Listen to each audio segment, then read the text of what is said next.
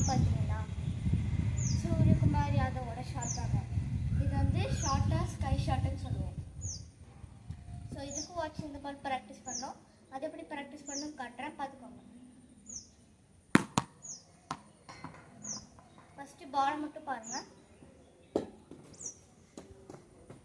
So next என்னன்னு பார்த்தீங்கன்னா short தாங்க. நீங்கள் ஒரு ரைட் ஹேண்டர்னா ஃபஸ்ட்டு நீங்கள் இது வந்து நீங்கள் அவுட் சைட் ஆஃப் ஸ்டம்ப் வரும்போது தான் ஆடணும். நீங்கள் அவே ஃப்ரம் தி ஸ்டம்ப்ஸ்னால் வந்துட்டு ஷார்ட் ஆடணும். ஸோ இது எப்படி ஆடணுங்கிறத காட்டுறேன், பார்த்துக்கோங்க.